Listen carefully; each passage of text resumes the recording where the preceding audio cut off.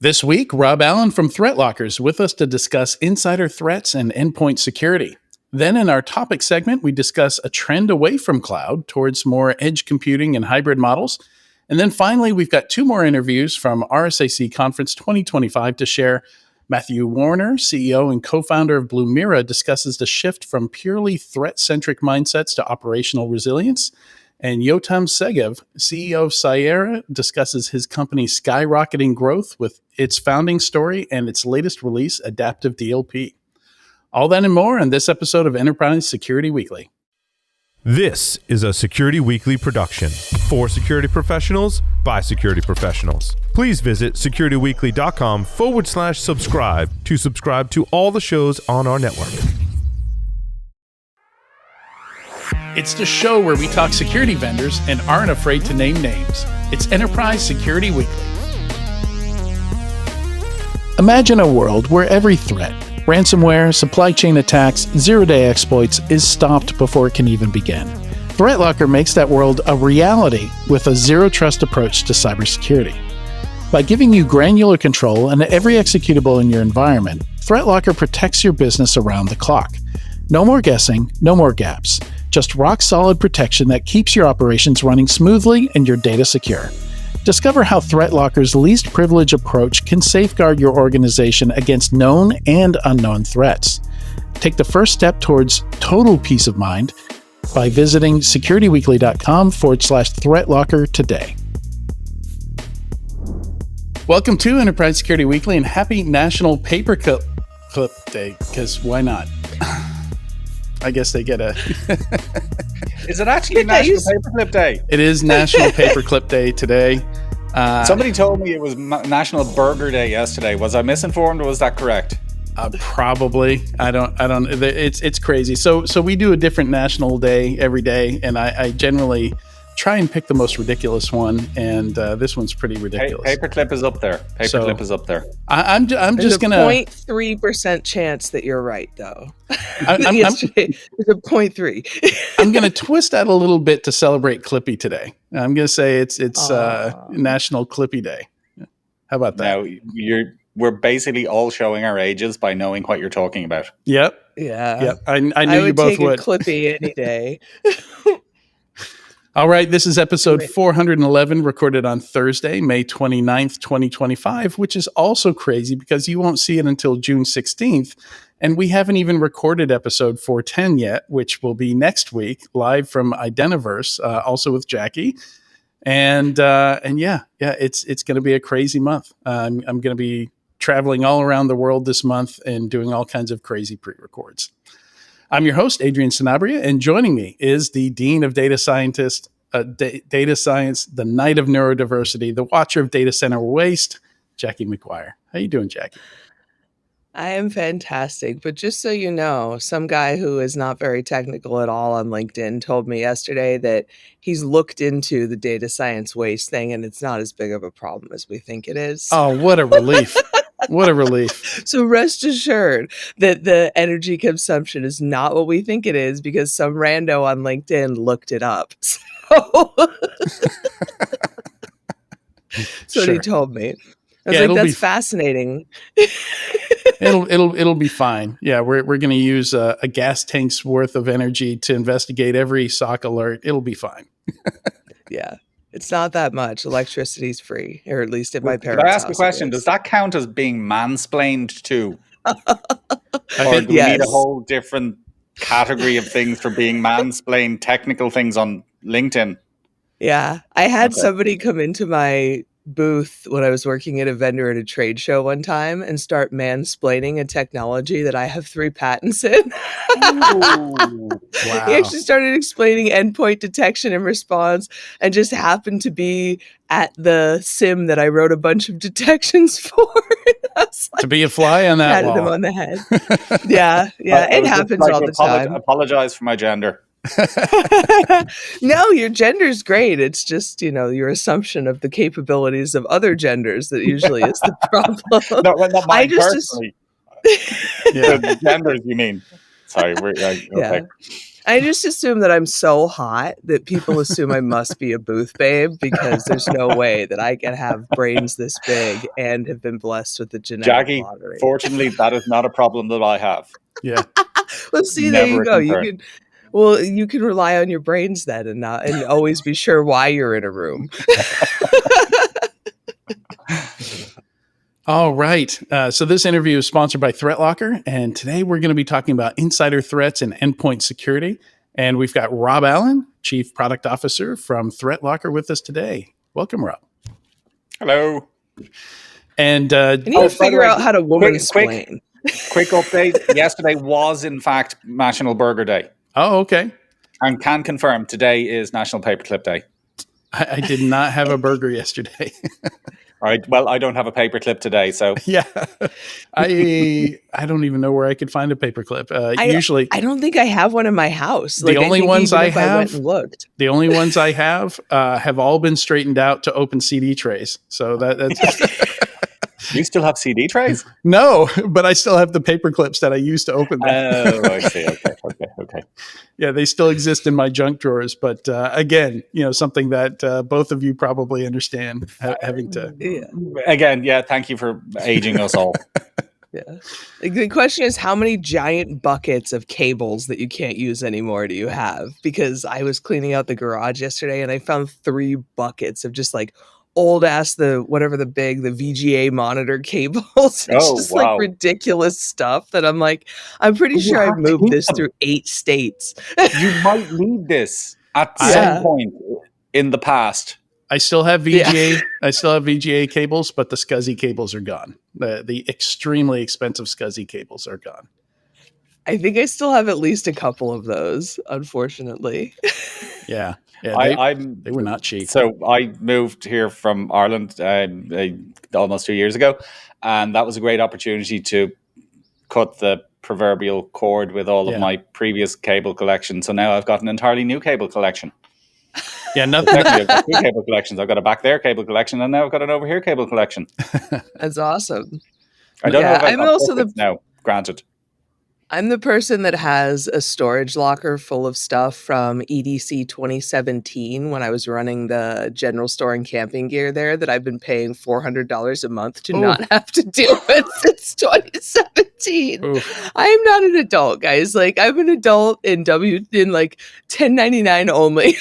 There's no other way that I am an adult. It's too bad.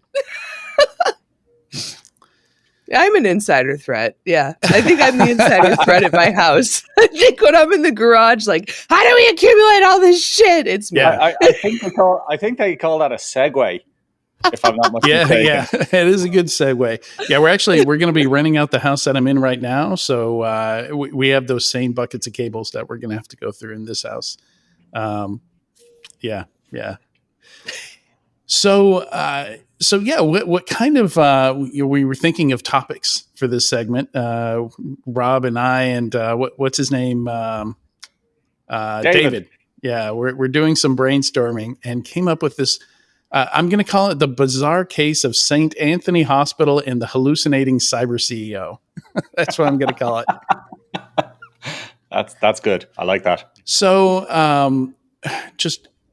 Crazy case. So what we're going to focus on is the fact that this person was able to walk up to a PC in a hospital, write PowerShell malware from scratch at the terminal, and didn't do much damage because the hospital's physical security was pretty good, and several people. Can I just make a suggestion? Do you want me to say allegedly after each individual sentence or each individual statement you make, or after the entire thing? Because from what I can gather, it is an ongoing for the sake of time, and allegedly, for the sake of time, this is this is all evolving. It actually happened last August, but for whatever reason, one of the big questions here is the arrest warrant was only last month, was only in April.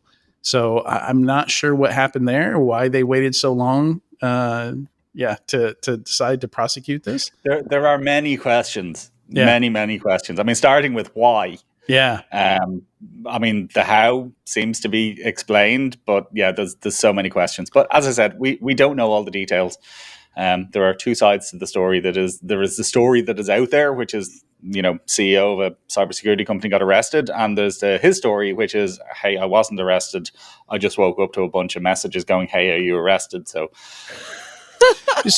he is so a lot of details here that I want to throw out, a lot of context, some of which comes from him, which I'm sure his lawyer probably didn't appreciate him going on LinkedIn and arguing his case with more randos on LinkedIn. But yeah, so he's a CEO in the sense that I'm a CEO. I got the impression that it was just a personal consulting company. But he did Allegedly. pen testing. He did DFIR. Sorry, what was that, Rob? Allegedly. Thank you. Keep throwing those in there. I'm just looking after you here. I'm just looking after you, watching your back. Yeah, and so the strange thing here is, so he claimed on LinkedIn, allegedly. Well, not allegedly. He claimed. No, that was you don't need an allegedly on that. Yeah, I got you covered for allegedly. He claimed he believed he was doing a pen test. And the reason, so he's got some mental health issues that, he says he had PTSD. He was being treated at this hospital for PTSD and claims malpractice. They use some hallucinogens to treat his. I didn't read any of this. This is new information to me. Yeah, so this is on the LinkedIn. He said they treated him without his consent with hallucinogens, and it's taken over the better part of a year to kind of get control of who he is, where he is, just general lucidity. And he said at the time when this happened, he believed he was having a paranoia episode, and he believed he was doing a pen test for the hospital. I see. Which makes sense because he documented everything. So on this LinkedIn post, he has smartphone photos of the PowerShell script he wrote. And funnily enough, that smartphone photo of the PowerShell he wrote is very useful. I mean, first of all, it's really cool PowerShell. Yeah. It's also very much functional because I actually grabbed it from the smartphone picture that he took and basically built a Ducky script, which effectively does the same thing. It uploads screenshots of a machine to not his location, but our location in this case. So it's really, really good. It's very, very clever. And I have to say, to be able to do that with, I don't know, whatever going on was pretty impressive. So tell us a bit more about what it did. Just to be clear, though, it was a psychotropic, not a psychedelic, because I've done a lot of psychedelics and you can't even look at a phone screen or computer on psychedelics. It was a psychotropic. So this is more like prescribed psychiatric drugs. So SSRIs, there's a lot of different antidepressants, antipsychotics, things like that are psychotropics. So just not to bash psychedelics, because we don't want anybody to think that those will make you a better programmer. It wasn't the mushrooms. They won't. Yeah. It wasn't the mushroom. But will they make you think that you're a better developer at the time? Yeah, that's important. So Rob, tell us a bit about what this PowerShell actually did. It took us in the particular case, or in as it was implemented, it took a screenshot of the computer every, I think it was 20 minutes, and uploaded it to a location online. Now, as I said, we've taken it. I've basically given it to ChatGPT, and I said, I don't want every 20 minutes. I want every 1 minute. And instead of uploading there, can you upload it here? So we played around with it a little bit, but the fundamentals of it are that it takes a screenshot and uploads that screenshot to the interwebs. It was in a number of different locations described as malware. So if you literally Google cybersecurity CEO arrested, you'll probably see arrested for installing malware on a hospital's computer. I think one of the most interesting parts about this is that it wasn't malware. It was just PowerShell. And as I said, really well written and extremely effective PowerShell. When he says he was worried about his own information, right? And so, like, his claim was that the reason that he did this is that he was concerned because of a previous attack on one of the hospitals in the hospital network he worked for. I guess when he was in the hospital, he's like, oh crap, I'm being treated by a hospital I work at. The information about my own stay is probably not confidential. He said that's one of the things that spurred him to do this. So I guess he thought he was writing a script to check and make sure his data was safe. It's By really making interesting. everybody else's data not safe. Yeah. I mean, question the judgment there, the train of thought. But again, Yeah. who are we to judge? I mean, the other really interesting thing, apart from the fact that, as I said, it was just PowerShell, it wasn't malware, it wasn't something that was picked up. But the other really interesting thing was, I think he mentioned specifically that he did it on 2 computers, if I'm not much mistaken. One of which he just walked up to and wiggled the mouse on and had access to the computer. The other one, which had the username and password on a sticky note on the box. Mm-hmm. So and again, look, you have to have a huge amount of sympathy for healthcare professionals who realistically do want to be able to just walk up and sit down at the computer and do what they need to do. But equally, having your username and password stuck to the side of the box, or not having, a very simple screen lock after a period of time, do leave organizations very much open to this kind of thing happening. Healthcare is a nightmare in general because I think the number of connected devices exploded. Very few of them actually talk to each other. They all have different requirements in terms of username and password and things like that. And hospitals have tried to go to biometrics, but then if you've got scrubs on, or you've got a mask or one of the surgical caps, they don't always work. So I actually am researching to do a summit on security in healthcare this fall, and just also the age of equipment that you deal with. Like a lot of the older community hospitals, they have like blood pressure machines that are 25, 30 years old. It's I imagine that you probably deal with this quite a bit, just because of the nature of healthcare equipment. Well, the other part of it is, I mean, obviously they're extremely high profile targets. They're extremely valuable targets because of the nature of the information that they have about people. But again, the interesting thing about this wasn't that it was some dude in Russia trying to hack into a hospital. It was literally some dude standing in the hospital. Yeah, which is I think it's a threat vector that we don't consider as much because so 5 years of my career, I was chief incident handler for some large financial institutions, and no case I ever worked was public. So it's very underreported. This kind of like angry admin issue, employee walking up to a machine, that's outside what they should have access to. These kinds of things are generally dealt with by HR. I worked many cases with Secret Service, FBI, postal inspectors. None of those came out into the public, but they're mostly crimes and HR related issues. Kind of on that scale. So this is an issue that's burning time. Sometimes leads to legal cases and things like that. So it's absolutely something that's impacting organizations, but you don't see these headlines nearly as often. Yeah. No, I think it's probably the peculiarness of the situation that meant that it got people's attention somewhat.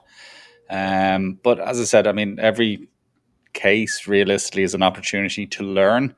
In this particular case, I think the big things are, well, number one, lock your damn computers. Number two, don't stick your passwords to the side of your computers if you can avoid it. Number three is you don't need malware to do malicious things. You can just use something that's sitting on everybody's computer already, which is PowerShell. Yeah, live off the land. Yeah, and hardening systems. Did that system need PowerShell enabled? Or Well, one of them was customer facing, wasn't it? So one of those systems was customer facing. One of them I believe was. But look, there's so many different layers to it. Did it need PowerShell at all? Realistically, probably not. Maybe it just needed it as system. So should it or could it just have been allowed for system and not allowed for randomer who sits down at the machine? okay, well, maybe you say, well, look, I need PowerShell. Well, does PowerShell need to reach out to random dude's random website where he can exfiltrate screenshots to? Well, probably not. So there's different levels and layers to, preventing something like this. But I mean, as I said, you can start at the very start, which is you shouldn't be able to just walk up to somebody's computer and do stuff. Rob, or that anything on a hospital network should record any screenshot that is taken, because it's probably not a good idea to be taking screenshots in a hospital. Yeah, no. Very much not. That's an issue. Yeah, and particularly sending it off. Rob, do you have any more details on how he was uploading screenshots? Was that like to a Google Drive or FTP or Oh, no, that's a question. I don't know to hand, because all I have is our new and improved and threat-lockered version of this, which, as I said, uploads to our Google Drive location and does it more often, etc. So I don't actually have the original, which was his code. I think it was in the LinkedIn article. But I mean, fundamentally, it was just a location online. It was outside of their network. It was exfiltrating screenshots for all intents and purposes. Adrian's now live checking the code for us. I am. Yeah, it was it was HTTP, not HTTPS. So port 80, and it was a post, an HTTP post is how he was getting it out. You have to wonder how long it went on for, how it was found. Yeah, well, so it sounded like it was minutes. A year. I think it was 20 minutes because staff saw him doing it, because that's one thing hospitals are pretty good at is physical security. When you've got essentially meth and all these drugs, like you got to keep an eye on things. You got to staff is very well trained to look for anybody touching anything they shouldn't be or in an area they shouldn't be. Typically I imagine it's tweakers they're looking out for, but the occasional cybersecurity CEO maybe as well. So another detail here, the Register covered it, and apparently this guy also had a company where he was selling something called Kratom, which is pitched as a that's that's legal like gas opioid, station meth. Legal opioid alternative. Yeah, every time you see like a smoke shop that looks real sketchy, that's like the number 2 thing on the window that they sell. It's like whatever, and then Kratom. It's like the powder stuff that all the weird bros with the oversized fitted hats wear. This is news to me. I am learning many things today that I wasn't expecting to learn. I worked in the music business. Yeah, okay. Sure you did, Jackie. You know what? I have done surprisingly few substances for how long I spent, both in Wall Street and in the music business. No, but Kratom's like, it comes in like a package of powder, and you're like, anyway. Yeah, well, I was going to say you seem to know a lot about this subject. Well, you live in Florida. It's like fifth grade curriculum there.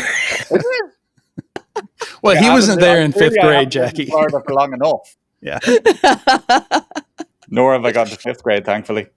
Yeah, the term Florida man didn't come from nowhere, and I would guess that the Kratom consumption's higher there. Yes, no, I'm aware of that, but didn't know it involved. What's it called? Kratom? Kratom. It's Kratom. Yeah, I actually just saw this yesterday because I was driving past University of Arizona, and there's all these like sketchy smoke shops as you get a little bit further away from, and one of them in big letters, like Kratom on the side of it, and I was like, people still do that? Rob is working on having an interesting search history in his browser. Yes. I'm actually interested. If I go to any of these websites, it's probably going to get blocked by our web filtering, but hey. Rob's about to get tagged as an insider threat. I'm already tagged as an insider threat. Don't worry. I get 5 calls a day from our MDR guys. Hey, do you know this is going on your computer? And I'm like, yeah, that was me. Sorry. So, yeah. So before we wrap up the conversation, rationale wise, despite, what this guy's motives might have been, and, if he was angry at the hospital, or legitimately having an episode, or maybe a mix of both. All of the above.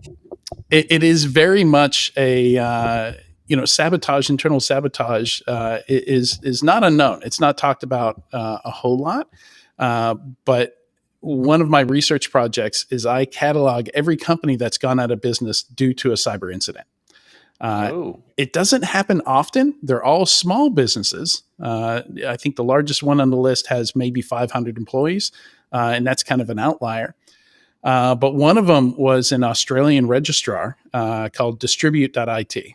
And this was back in 2011, 2012, I think, when this happened. They're also a certificate authority and a hosting company. Those things you commonly see going together. And fired an employee, could never figure out how he was getting back in, but he would come in and just destroy infrastructure, just take down their infrastructure. And they rebuilt the entire environment twice. And then the third time he took everything down, they gave up, sold their assets off to one of their competitors and closed down the company. This is maybe a 40-person company, but still like a very influential company, managed a lot of Australia's domains at the time. And being a certificate authority, that's a pretty sensitive role as well. But the CEO tells that you can find a YouTube video online where he tells the story, and that story repeats itself. Not all of them are told online, but Only Honest and My Biz homepage are also examples where fired employees or angry employees decided to destroy the company and succeeded in doing that. Yeah. There was an interesting, am I allowed to mention other podcasts? Sure, yeah. I'll come back to me which one it was now. Sorry, it was Darknet Diaries. Really not that one. You can't mention that one. Oh. Yeah. No, I'm joking. It's fine. They had a really interesting one about I think it was an employee at a car dealership of some description. Again, fired basically, but discovered that they still had access to whatever system it was. But they were able to get in through this system and basically cause cars alarms to go off or horns to beep, basically. And he just log in and he set all the cars to horns to beep, and people would be bringing their cars going in. There's something wrong with my car. The horn keeps beeping, and they look at them. There's nothing. It took them quite some time to actually figure out who it was and what he was doing. Yeah. But there's so many different examples. I worked at multiple SaaS startups where ex-engineers have DDoS attacked, ransomware, and when you think and again, if you can't find the back door, or even worse, if there's an account in your architecture that you don't know, and it's usually not a back door, it's usually a legitimate account that's hidden somewhere that they just keep logging back into. That's like a service account that's got lots of logins. So I've had had a CEO's home network ransomware. That was fun. Wow. Yeah, they managed to. They knew the CEO was using some development boxes at their house without the proper detection on them, so they ransomwared the CEO's house. Dang. I shouldn't giggle because it's not funny, but it was. Kind of is, not really. Yeah. I had a really interesting conversation. I did a panel a couple of years ago now, actually, with I think it was in South Africa, and there's a lady who basically was involved with some sort of an educational institution. Now, it wasn't, massive, but she actually described to me, and it was something that only really occurred to me when she mentioned it. She was like, look, we obviously have to think about the thousands and thousands of hackers that are outside trying to get in and get access to our data. But we also have thousands and thousands of hackers on the inside who are the kids in the school who are basically trying to hack. That's a very different environment. Yeah. Yeah, but it's another example of where does insider threat stop? It's not always a disgruntled employee. It might be a disgruntled employee, but it also could be just somebody who is literally inside your network who has access to things they shouldn't have access to, or are trying to get access to things that they shouldn't have access to. Well, and it's an interesting. If that falls into the SEC's cybersecurity rules too, because I'm just thinking about this and if it's an employee, is it really material? And I feel like there's really easy ways. I think materiality is all the SEC cares about, right? They don't care who or where the actor is. They care about impact that shareholders would be concerned about. But yeah, it's a very good point, Rob, that in a lot of organizations, you don't necessarily just have the insider as an employee, like one-to-one relationship. Like in some cases, you have customers that have additional access that a general public person doesn't, like patients in the hospital, right? Or students in a university or a classroom or something like that. So you've got these kind of varying levels of access that you have to account for. For different levels of insiders. Yeah, and then to make things even more complicated, then you've got the whole supply chain thing as well. Yeah, partners, a lot of organizations have a lot of third parties who have access to parts of their infrastructure. So there's just layers and layers and layers of this. Not meaning to burst anyone's bubble or to ruin anyone's day, but. Well, I mean, you'd be out of a job if there weren't layers, right? Well, yeah. That's one of the great things about cybersecurity is every time a really bad cyber incident happens, you could be like, but job security. Yeah. Well, it's actually not really that, Jackie. It's when something big happens, it gets people's attention. And that's the thing that while obviously you're going, oh God, don't want this to happen, wish it didn't happen. The fact is, big important things. I mean, like the Colonial Pipeline thing a couple of years ago, that was all over the I don't know what nightly news it's called here. We call it 9 o'clock news back home, but that was all over the news for days. You know what I mean? So that really got people's attention, and I think it was actually in the aftermath of that, the government brought out the executive orders about zero trust and stuff like that. But because it basically got everybody's attention, got everybody talking about it, then actually something came out of it. But as you said earlier, Adrian, the problem is that most of these things don't get any attention. Yeah. And it's normally not heard of outside the company's walls that there's been some sort of an incident or an attack. So nobody's learning from them. Yeah, I mean, it's an issue everywhere, and in politics as well. Like the things that get the most public attention are often not the things that are really need to be discussed or talked about or fixed. They're just because they make a lot of noise in the news. Squeaky wheels and all that. Yeah, absolutely. Well, Rob, thank you for joining us today. This was a very fun conversation. Good way. Pleasure as always. Good way to kick off our day. Big thanks to Jackie for joining us at 7 a.m. her time. Appreciate that. And stay tuned. When we come back, we have a topic segment for you.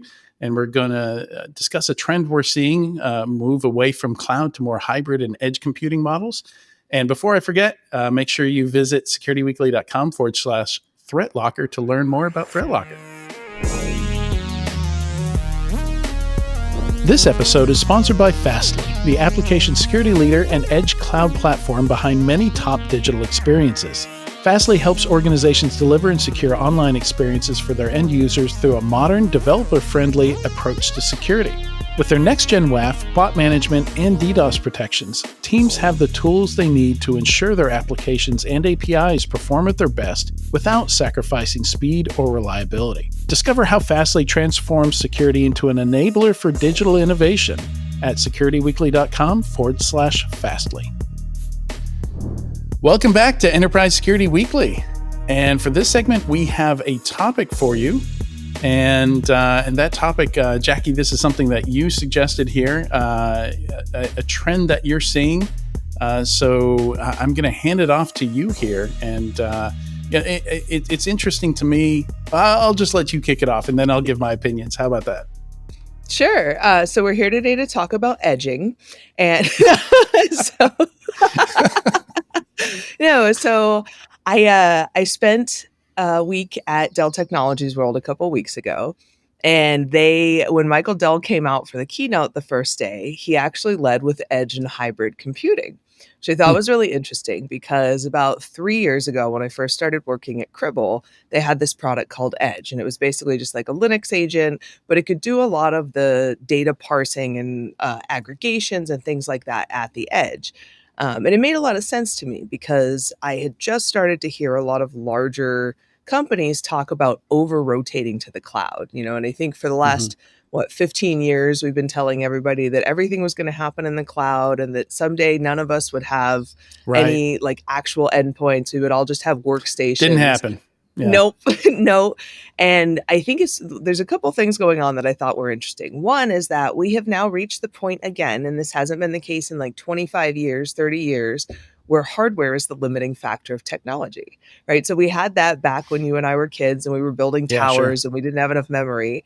And it's been software for years, and now we're back to hardware in that, my MacBook can't typically run an AI workload. So, Dell launched these new AI PCs, and they're kind of pushing people back to the edge. So I thought that'd be interesting to talk about because I want to see how the industry is like, guess what? We were wrong. But yeah, what are your thoughts? Do you do most of your workloads locally for intensive things, or are you still using it's a total mix for me, so I actually I do another podcast outside this podcast that I do completely independently, and I use Riverside for all of it, same as we use for Security Weekly, and the editing tools are just good enough that I'm not tempted to buy a copy of Adobe Premiere or Final Cut or something like that. So for me, it's kind of a mix, and it's interesting for independent folks, for contractors, because there are a lot of tools out there that are priced for the SMB, for the individual, where you can do some pretty powerful stuff, both in the cloud and on your device. But I'd much rather be able to just take a laptop with me and do everything everywhere I go, so that's kind of the big factor for me is like last year I went to Brazil for a month and was able to do all the things that I do. And that wouldn't be the case if I needed to edit 4K videos or something like that. Or I would have just had to get a much beefier laptop, right? Something with a discrete GPU, with more memory, with more processing. But I find this interesting because when I was at 451 back in 2013, 2014, I remember 451 had its own conferences. And what you just described, Dell World, is it called? Yeah, it's Dell Technologies World. Yeah, it just sounds identical to the conference that we did back then. The keynote was the same. It was about hybrid cloud and then edge devices. Maybe 4 or 5 years later, there was a lot of talk about that, about edge computing. And I just find it interesting that there's kind of a resurgence here. And I'm kind of curious about your thoughts on, what's pushing this move? Like, is it just AI? Is it like we see a lot of people wanting to run models on-prem, that don't want to send all their data to Anthropic or OpenAI and things like that, or are there more reasons for doing this that you're seeing? Yeah, I think when we were talking about this a couple days ago about this segment, I don't necessarily know that the cloud companies ever intended to pitch fully in the cloud. I think that kind of happened due to the economic model. So this whole model with the cloud companies where you buy credits and then you can burn them down, it's a lot easier to do that than to buy new endpoints, than to buy new GPUs, than to buy. So I think the procurement process of standing things up in the cloud is significantly simpler. And while I think hybrid was supposed to be kind of an on-ramp to the cloud, by the nature of how much easier it is to spin things up in the cloud, most organizations ended up completely cloud heavy with very little still happening on-prem. And I think it's understandable, but it's not something I think is ever the way things are supposed to go.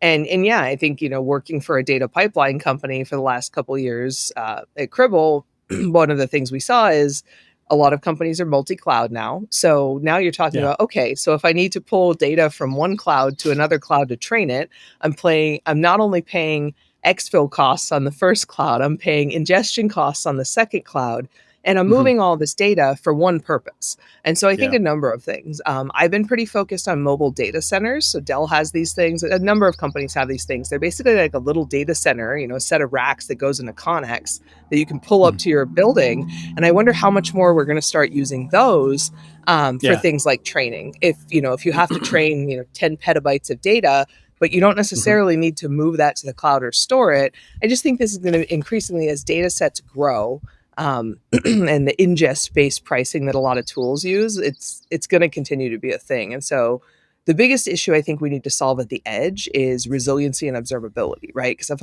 I'm in the middle of using my laptop to train an AI model and my laptop runs out of battery, it shits the bed, it crashes, like what do I have to mark where I was in that load? Or do I have to just start training this like 4-hour workload again? Yeah, it's so yeah, I remember when Snowball came out, Amazon had this box that they would ship on-prem, so that you could do some of that stuff locally. It was basically their compute stack in a physical box with a Kindle e-reader screen on the front of it, which was interesting, an interesting thrifty reuse of technology there. And then I was at the reInvent where they drove the truck on stage, which was like the big Snowball, right? It was like petabyte level. Like you need to ship a lot of data to the cloud, but it's going to take 3 months with the size of your bandwidth, the size of your pipe to get it there. Hard drives were a quicker way to move that data. So they would literally ship a full-size 18-wheeler to the cloud and or to on your premise. You'd hook it up with 100 gigabit fiber and move stuff much quicker. Well, and I think that the fiber you just mentioned, so the infrastructure turns out to be one of the limiting factors of AI as well, right? And so we've built data centers in as many places as we can, but there are only so many fiber trunks. There are only so many places where there's two different utility companies with two different megawatt feeds coming in. So yeah, I think this will continue to be an issue. We've reached the physical limitations of scaling AI. And I think for a lot of, the other thing I think is that there was a misconception amongst companies that hardware is advancing really fast. And for a while that may have been true. NVIDIA had a new GPU every year. But for the most part now, I think companies can kind of accurately predict what they need for capacity. And I say that now, of course, there'll be some leap in AI that requires zettabytes of information that'll prove me wrong. But I think capacity planning has also been kind of a cluster for the last several years. And hopefully now, as companies really kind of define the AI use case they have and are going to focus on first, hopefully that'll help with, okay, I don't need to buy a new PC every 3 years. Because I think that's the other thing is that hardware is not a one-time investment. It's a continual cost sink. And even if the cloud is ultimately more expensive, I think the standard kind of the level cost of the cloud has kept people really hooked there, not having to buy large purchases of hardware every couple years. Yeah. It's interesting. We see these shifts back and forth where, everybody said, forget efficiency for a while, right? We've got plenty of RAM, plenty of CPU, so we're just going to build this simple application on top of Electron. And then all your applications are built on Electron and all your RAM is gone. But yeah, now we're seeing a lot more specialization. So I think it'll be interesting now that it seems like we've kind of hit the peak of what some of these AI models can do. We see everybody moving into specialization, so agentic, instead of depending on one model to do everything and answer all our questions, we'll have a model for coding. We'll have a model for transcription. We'll have a model for, generating images and videos and things like that. And all these specialized smaller models. So it'll be interesting to see that as well, because we're already talking about shoving a large language or, maybe not large, right? Like medium and small language SLMs, models into a browser tab, onto your phone, in all these places where privacy becomes less of an issue and latency becomes less of an issue, because a lot of these things take a lot of time to come back and answer questions. I hope we eventually get to distributed compute, because that was what blockchain was supposed to be. Is I have 45 AI PCs in my office, and if I need to execute a massive workload, can I shard that, have it on those PCs, regather it, and so fingers crossed that we can take the blockchain back from the crypto bros and use it for distributed compute. Yeah, that'll be interesting also, and of course, security challenges there as well when you do that kind of thing. So that'll be interesting for security folks too. All right, Jackie, thank you so much for joining me today. So early out there. I hope you have a great day from this point on. I'm going to go caffeinate so I can pretend to know things. Nice. You've already succeeded in that today, pre-caffeination. So your day can only get better. All right, stick around for a few interviews from RSAC Conference 2025. And Jackie and I will be back next week, but from Las Vegas, from Identiverse 2025, doing some live interviews and doing the podcast there. Thanks for listening or watching. We'll see you then. Do your end users always, and I mean always, without exception, work on company-owned devices and IT-approved apps? I didn't think so. So my next question is, how do you keep your company's data safe when it's sitting on all those unmanaged apps and devices? 1Password has an answer to this question: Extended Access Management. 1Password Extended Access Management helps you secure every sign-in for every app on every device because it solves the problems traditional IAM and MDM can't touch. Check it out at securityweekly.com/1Password. And we're back, day 3 of RSAC Conference 2025, broadcasting live from the CyberRisk TV booth in Broadcast Alley, which is Moscone West. I'm Paul Security Weekly co-host Jeff Mann, and joining me for this session is Yotam Segev. He's the CEO of a company called Cyera. Yotam, welcome. Thank you for having me, Jeff. Excited to be here. Yeah, first RSA? Oh, no. Several? It's been a few. How's the week been for you so far? I think it's been pretty incredible for me personally, and in general for the industry. You look year over year, this is a nice checkpoint for the industry. Right. And it seems to be growing in an immense space. And I think for Cyera specifically, it's a checkpoint for me on the company and the progress we've made. It's very fun to look back where we were 3 years ago, 2 years ago, a year ago, and where we are today and where we hope to be next year. Well, tell us a little bit about yourself and how you got into cybersecurity. Sure. So I'm Yotam, I'm 34 years old. Been living in New York for 3 years now with my family. Originally from Israel. Okay. Did my first tour of duty in the States in the Boston area when my father was a tech CTO in a pre-dot-com bubble startup. Oh, wow. Okay. So I got into cyber, we were talking about that before we came on the air here. Yep. So I think I got into cyber proper by joining the Israeli military to a program called Talpiot, which is Israel's elite tech leadership academy, and later serving in 8200 for a decade. But, when you look back at the roots, I got into cyber because I really didn't like to accept the limitations of what the software I was using had. So whether it was computer games or other software that I was using as a teenager, I always tried to play around behind the scenes and see how I can change the game, how I can change the characteristics of the game, and whether it was Little Fighter 2 or Neverwinter Nights or so you other figured games. out you're a hacker. Yeah, I didn't think about it that way back then. I was just trying to play. All right. But I think that when it came into the military and became applicable for defending our country, it became very important to me. Interesting. So, Cyera, how old is this company, and what made you decide to give it a start? So Cyera is 4 years old. Okay. We started, first of all, out of friendship. My co-founder, our CTO, Tamar, is one of my best friends in life and one of the people that I love working with the most. And when he told me that he wants to do something together, I had no doubt that I want to be on board. Okay. And that was the first incentive. I think for us, data security was a challenge that we've experienced at the end of our service in 8200 as we were trying to adopt cloud technologies and really build our own business, in a sense, over cloud technologies.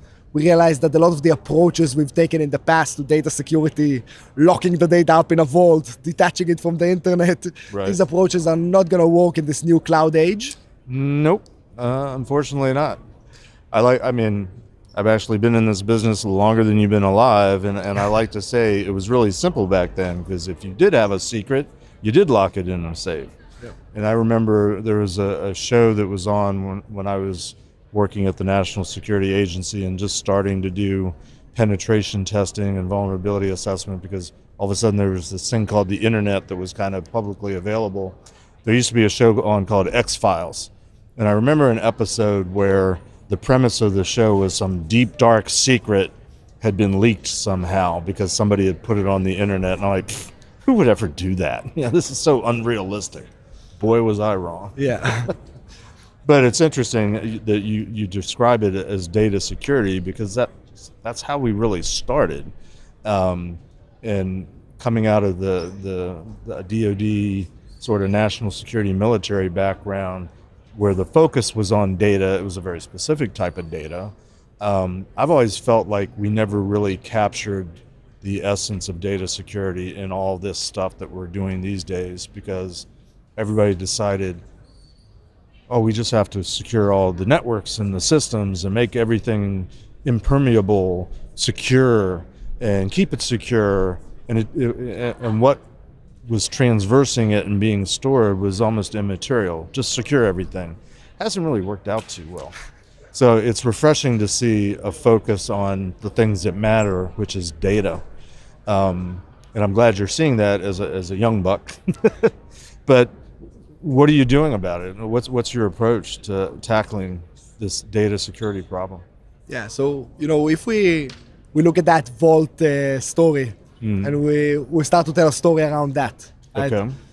Back in the day when data was kept physically on paper, we had to know what data we're trying to protect. Right. Then we had to physically place it within a safe environment, which was the vault, where nobody could access it without specific credentials. Right. Oftentimes there would be secondary controls around the room. Right. Maybe it was a campus that was hard to get access to in the first place. Yep. And that was our approach to keeping crown jewel information protected. Right. Fast forward to 2025, we live in a world where enterprises don't have a perimeter. No. Like there is no safe campus. Nope. Data is in the cloud. It's in the data analytics platforms like Snowflake and Databricks and MongoDB and so many others. Right. It's still on-premise in the databases and file shares. It's also on the endpoints, and it's moving faster than ever before. And that's even before AI agents came into the scene and started making that, an Olympic sprinter kind of pace. Right. So, that simple mentality of understanding what data is important and being able to put it in a safe place has been challenged by the scale of data, the pace of data, the velocity, and it's a completely new world we're living in. And in this world, just to be able to understand in a big enterprise what data we have, what data is sensitive, what data could, if it was leaked, make a bad weekend for us, and what data could, if it was leaked, make us go out of business. Right. Those distinctions are not easy to make. So the first thing Cyera is able to do and is doing for our customers is being able to differentiate between the data that matters and the data that clutters. Okay. And to do that at the incredible scale of hundreds of petabytes of data that enterprises today collect, generate, and store. Are you coming up with your own categories, data classification? Are you relying on customers to know what they have, or is it sort of a give and take? Here's what we're seeing. Oh, that's this. Yeah. So I think the best way to describe it is like you would a sensor. Okay. So we provide an objective description of the inventory, what exists out there.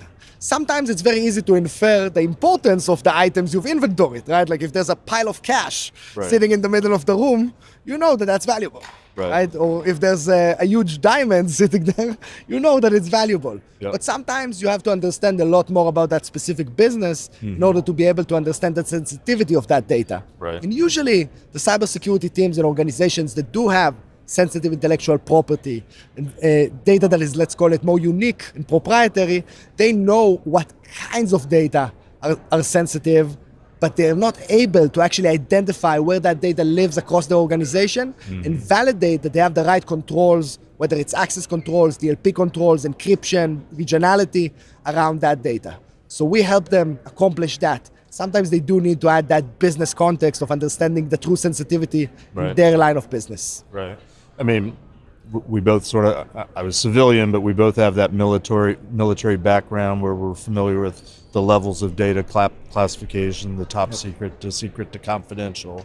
In my years in the private sector, it's always bothered me that companies usually just slap on company proprietary and leave it at that. Yep. And you would understand, a battlefield command to launch an airstrike, or these days a drone strike, this has actually been in the news recently. Very sensitive information, perhaps, but only up to a certain point. I mean, once the bombs dropped, who cares that the coordinates were out there? So maybe that's top secret, but only for a day. Versus, we have some compromised information from someone that's been recruited, and I'm sure you're familiar with the methods and sources concept of how we got the data. That's the kind of stuff we take to our grave because we can never let that secret out. I've never seen organizations or this ecosystem that supports organizations come up with a really good method of data classification in a business context. Yep. Intuitively, people know payroll sensitive, PII is sensitive. We have regulatory compliance requirements to tell us to some degree what's sensitive. But it's different in context for every organization, isn't it? Context is exactly the right word there. Okay. So when we inspect data, we do it in a much more multidimensional aspect than the way you would think about classification historically. Sure. Classification historically, 1 to 4, how sensitive is it? Right? Very, very simple. Then you've got the next phase of classification. What is the data? We call that classification as well. Yep. But when we look at it today at Cyera, using AI in order to provide this type of capability, we can go so many layers deeper on what is the data. We can go and try to understand whose data is it. Is it a specific business partner of mine? Is it my customers' data, my employees' data? And that context is crucial. We can go and understand if that data is real or it's synthetic. You might have personal information that was generated by some web application for testing, and that's sitting in a dev environment, and that's completely fine. Or you might have a dump of your production database that's been taken to your dev environment, and that's not fine. Right. How do you differentiate between the two? So when we talk about data classification at Cyera, we talk about contextualized data classification that goes in and tries to infer all of these further dimensions. We do that automatically. That's the strength of the platform, that we're leveraging AI in order to give that deep visibility into data. And that context makes it much more actionable, makes it possible for the security practitioners to build the bridge to the business and, in a sense, democratize the data risk. Because at the end of the day, these big enterprises, there's a lot of people on the corporate side, there's a lot of developers on the application side, there's a lot of data scientists on the analytics side. The security team can't go chasing, playing whack-a-mole, all of these issues. They have to be able to make the business take ownership of the risk, take accountability for the risk, and drive the remediation and mitigation of the risk. And that's what the Cyera platform is allowing our customers to do. Really, democratize data risk to the business and continuously improve the posture over time. Gotcha. So how are you collecting the data? How are you finding all the data without giving out the secret sauce? Yeah. So when we started, the why now was cloud. Right? Enterprises had their garage. That garage had 4 walls. Right. Right? It was, maybe we didn't know exactly what's in what box, but it was all in our garage. And with the move to the cloud, the feeling, right? Like, it's first of all an emotion of loss of control just grew exponentially, right? I know I'm in AWS, I know I'm in Azure. The data scientists came in a few days ago, said they want to use Snowflake. I'm not even 100% sure what Snowflake is, but I'm going to have to allow them to use it and find some way to protect the data in it. My SharePoint is sprawling with data and permissions. I have no way to get my hands around it. And all of this is happening at the same time that every regulator on the planet is telling me that I need to have better control over data than ever before. How does this align? So that was the first sentiment that really led us to double down on this discovery and classification issue, the core of DSPM. And what we've done is we've built an agentless data discovery engine that is able to connect just over the API to the underlying cloud provider, be it AWS, Snowflake, SharePoint, whatever it is. And from that single point of integration, continuous discovery of all the data stores inside as they're spun up, as they're spun down, as they appear, and the ability to read the data inside, structured, unstructured, and analyze the posture. What that allows us to do is create an always-on data sensor that actually gives the customers, almost near real-time picture of what data exists in their environment and what has changed. So if PII is introduced for the first time into a new cloud account, you want to know about that. And if data has now traversed borders and European PII has made it into the US, you want to know about it. And if intellectual property that only was accessible to a very limited set of people has been made public in a bucket or in some other instrument, those are the things that we're finding for our customers and helping them identify. Of course, also a lot of data that they've collected over the years that they just don't want to have. It has a lot of liability and risk associated with it, and without the right glasses on, they were unable to see it. Gotcha. So, and I imagine you have some sort of method of characterizing or cataloging or tagging all of this data to help with the classification and identification. It would have been super sexy to say that there's one AI algorithm that has solved this problem completely, but that's not the truth. You haven't asked AI to give it to you yet? It hasn't. We've asked. It hasn't come out yet. Okay. I think that the data classification engine, the AI native data classification engine, is one of our core intellectual property pillars. It's the core technology of Cyera. I'd like to say that we want to be the best sensor for data in the world. Today, we're focused on being that sensor for the security use cases. Right. But in the future, as the company grows, we can see us opening up that sensor to other stakeholders in the enterprise, the chief data officer, the chief AI officer, different stakeholders that also want to understand the data. But it's a work of engineering. There's a lot of machine learning, NLP, LLMs involved. But at the end of the day, it's just a lot of engineering. Right. So I always tell my customers, data classification is my problem. If I need to hire 500 data scientists in order to solve it, I'll go find the funding to do that. I want to give you that as a service where you don't have to worry about it.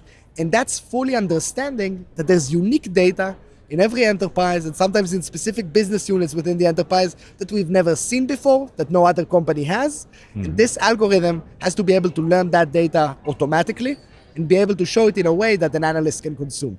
So we're about out of time, but I would be remiss if I didn't ask one final question. You claim to be the fastest growing data security company in history. How are you making that claim? So, we're a private company, so some of the financials I'll keep to ourselves. But, a 4-year-old company that's grown from 2 founders to 650 people today, that tells you something. A company that's grown in 4 years to $3 billion valuation, $760 million raised. I think that says a lot. So you're tapping into something, you're scratching the itch of something, you're solving a problem that people are seeing. Definitely. Great. Well, that's about all the time we have for. If you want to learn more information about Cyera, go to securityweekly.com/Cyera, which is CYERA, followed by RSAC. And for information about our program of broadcasting here, that's securityweekly.com/RSAC. We'll be back in a few minutes with the next exciting episode. Again, Yotam, thanks for your time today. Thank you for having me. We're back at RSAC Conference 2025, broadcasting live from the CyberRisk TV booth at Broadcast Alley in Moscone West. We're on the final lap here, getting ready to shut this whole thing down. The foot traffic is slowing down. People are starting to head to the airport. People are staggering along that walk of shame from having gone to one too many parties last night. But we're gonna get through this. We are. I am the co-host of Paul Security Weekly, Jeff Mann, and I'm here today, this session, to talk to Matthew Warner, who's the CEO and co-founder of a company called Blumira. I am. Matt, welcome. I'm excited to be here. How are you holding up from this week? I'm doing well. Doing well. Pacing yourself well? Well, I wouldn't say pacing myself. I've been recovering since Monday still, but here I am. I'm doing well. You're one of those, oops, I did a little bit too much on the first night? Yeah. I learned that lesson a few years ago. I never learned my lesson, apparently. Gotcha. Yeah. Gotcha. Well, tell us a little bit about yourself, how you got into cyber. Sure, yeah. So I've been in IT and cyber for about 20 years, primarily in either, MSPs or doing my own startups. Blumira actually came from me working through an MSP, building out their SOC services, and just being sick of trying to make Elasticsearch work for us. Gotcha. It was just too much work for an MSP to really drive forward. Everyone was getting up at night having to fix stuff, and it just really wasn't worth it to the MSP. Right. And I was one of those crazy people that said, you know what we could do? Rebuild everything. And that's what we did. We can make it better. We can stronger, make it better. Exactly. Faster. Yes. So that's what we did. We spun out of that MSP, started Blumira about 7 years ago. Right. And for me, I've been a SOC operator running MSPs in IT for a long time. And if I know anything, it's that you got to build stuff so people can still sleep at night. Right. And got to reduce that paging on call. Like, that is my goal. It always has been my goal. And when we started Blumira, our motto was, we don't want to wake up at night. And that is our motto that's continued through to all of our customers as well. So we are here really to help. This is not just a random piece of swag. There's a subliminal message. Yes. Everyone should sleep more, especially at RSA. Not that I took my own guidance here, but I'm just saying, it's important. But it was a choice. It was a choice. Exactly. That's an important distinction. Exactly. Yeah. Right. So you started Blumira. You think you can make it better, stronger, faster? Yes. And other than doing that, why did you do that? Who are you trying to reach? Sure, yeah. So, 2018, this was before the crazy boom in some regard for where things went during COVID and security. Right.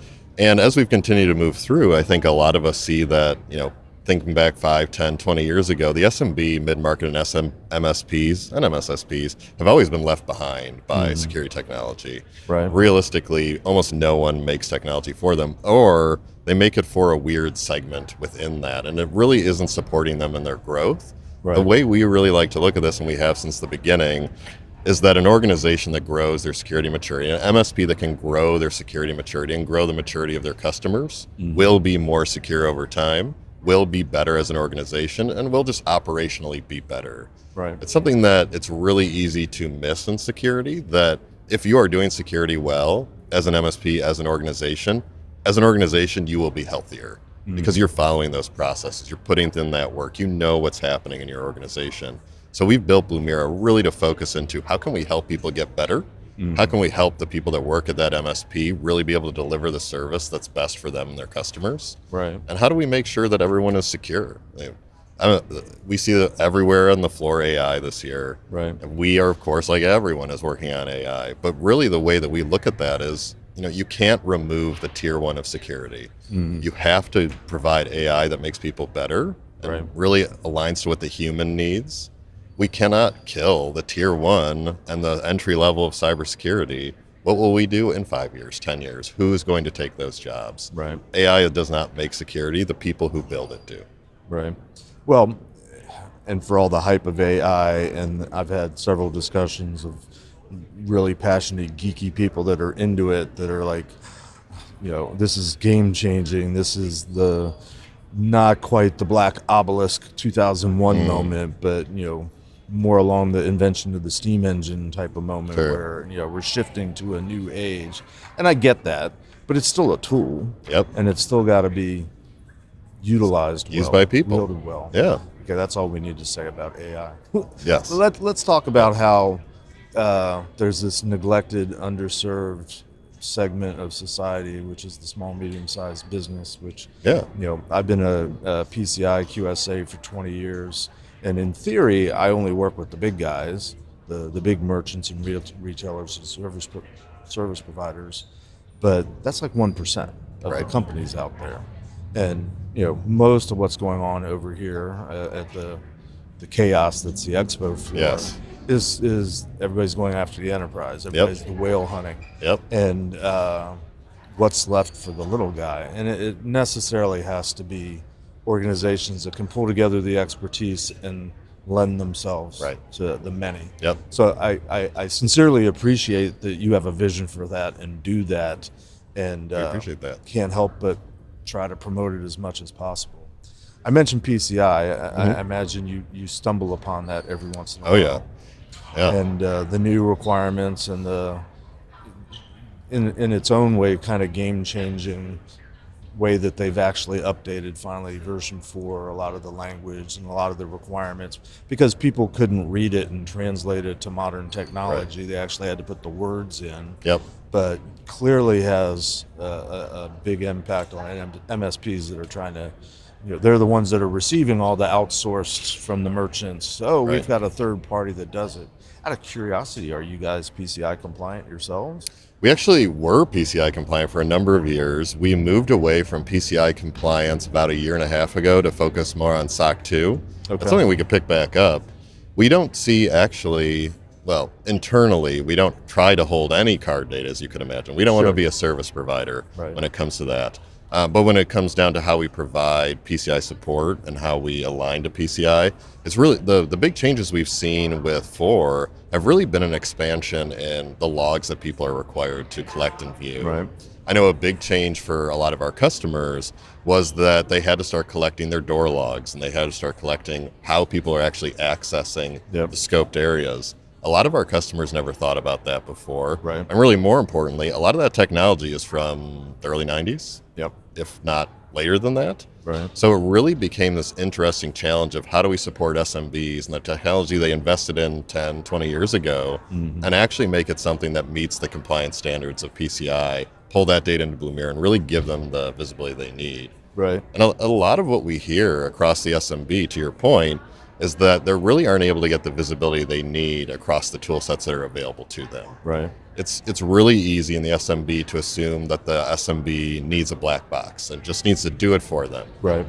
But in my experience, what people need is something that they can really sink their teeth into. Right. It shouldn't be hard. It should make their lives easier, but it does need to expose that ability for them to meet PCI through reports already being available to them, making sure they're getting the log data they need, making sure they're getting the visibility and alerts they need to really ensure that when they go into that SAC, they are answering the questions the right way and they're seeing the it needs to check the box. But Right. I mean, I've always tried to push my clients towards, don't just check the box. do more. Actually embrace it and understand the Right. context of why this is important and why it matters and why it should matter to you.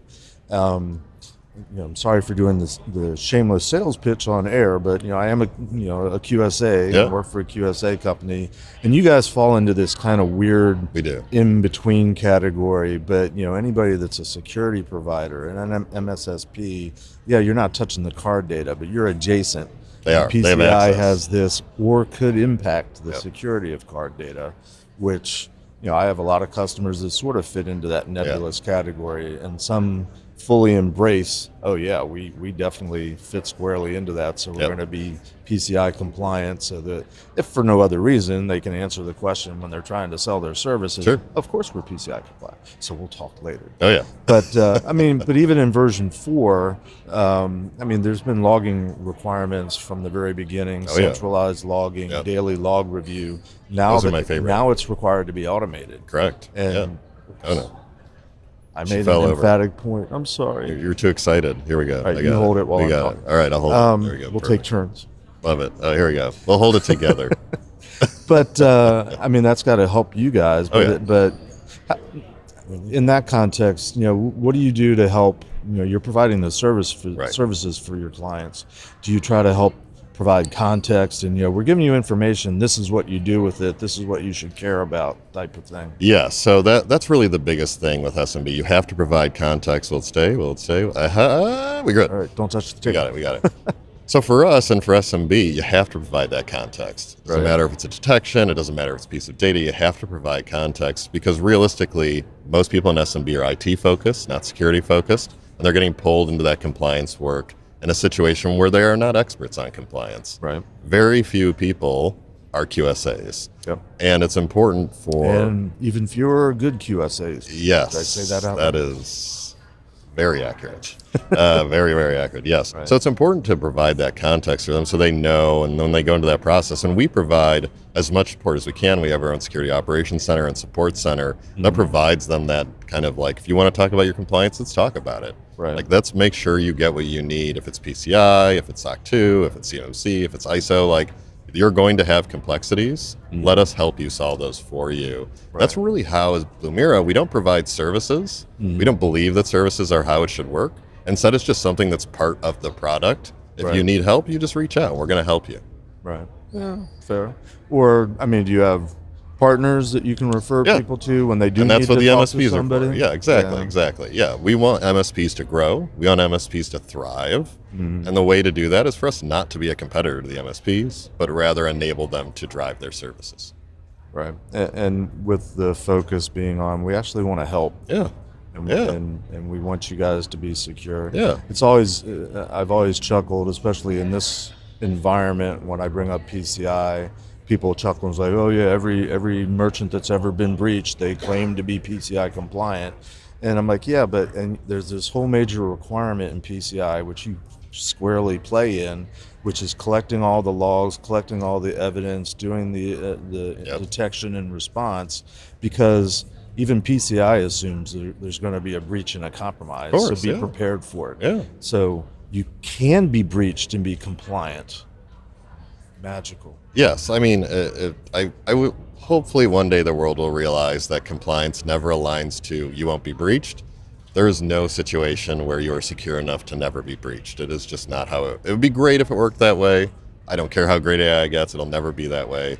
It's just, I've been triggered lately by the compliance does not equal security idiom, to which I always respond, security does not equal security. No, it doesn't. That usually shuts them up. But but also compliance, and I would ask your opinion on this, but I think compliance in many cases is security, because that's all a lot of organizations going to do, especially the small ones. Yes. So I think there needs to be an attitude adjustment for those that care to understand that compliance is sort of the boundaries that you're working in. That's what those are the cards you've been dealt with. Yeah, very much so. And let's make it work within that context. Well, I think you're also seeing that delineation between enterprise and everyone else, right? At enterprise, it may just be a bother because you're going to have your governance team. They're going to be telling your security team to do stuff, your IT team to do stuff. Right. In the SMB world and MSP world, you do not have a governance team in a lot of cases. You have your security and IT team that are going to be applying those controls, and you're exactly right. Those are going to be the controls you're following. Right. And it's important to live those controls and really make sure that that is aligning to where you are, because compliance drives the security operations, that drives the security, and all of those have to be aligned in a way that makes you moderately healthy as a company, and you will just as likely to be breached as someone who is not. Right. But you will identify it, you will stop it sooner, you won't be as bad, and that's the intention of a lot of these That's frameworks. the key. I remember back when the Target breach happened, and shortly after the Home Depot, there was a spate of big breaches back then. And I remember reading one headline. I don't even remember who the merchant was, but the headline was they were breached, and they detected it within like hours or days. Oh, and this was this company, they've been breached. I'm like, that's a success story. The fact that they were able to detect it and minimize the damage, 100%. that's really realistically the goal here. It is. It is the goal. Our time's winding down. If I can shift gears, one of my good friends works for you, Amanda Berlin. Yes, she's amazing. Shout out to Amanda. Hey, Amanda. And one of the things I also appreciate about Blumira is the fact you have somebody like Amanda working for you, and you promote what she does. Take a few seconds to tell us about what her focus is on her little side project. Sure, yeah. So Amanda runs a group called Mental Health Hackers, a nonprofit. They focus entirely on mental health for people in the cybersecurity industry. Especially SOC analysts. Especially SOC analysts. Yeah. Amanda I hired her as a SOC analyst at the MSP, where we realized, this is hell, we should do something else. Right. So I've worked with Amanda for many years, and her focus has always been, how do we make sure that people are happy in their roles in security? Right. Security is so hard to stay content in a long time, especially as a SOC analyst. The impact from the standpoint of time, having to stay up, having to evaluate. Then if you get breached, just the mental impact of having to recover from a breach is significant. Right. So her Mental Health Hackers program has done a spectacular job kind of growing that need. I know she got a big room at DEF CON this year, so she'll be there this year. Please, everyone, check out Mental Health Hackers, donate. I know she needs some donations. So if you're looking for a good nonprofit to donate to, Mental Health Hackers is out here to support the SOC, to support the security people, and Amanda Berlin's one of the best people you ever meet, so that it helps her too. So I appreciate how you back up not only the commitment to the small and underserved organizations out there, but the people that have to support the small and underserved organizations. We got to all still be here. We got to make it through. If we all burn out, there's no one left. It's important for us to do that. And we have to pace ourselves. We should. Well, yeah, we should. What would Amanda say? Well, that's going to wrap us for this time. Appreciate the time talking to you today. I appreciate that as well. If you guys want to learn more about Blumira, go to securityweekly.com/Blumira, which is BLUMIRA. That's us. There you go. RSAC. There you go. And we're winding down, but if you want to learn about our whole program here, that's securityweekly.com/RSAC. Thanks again, Matt, for talking Thank to you us today.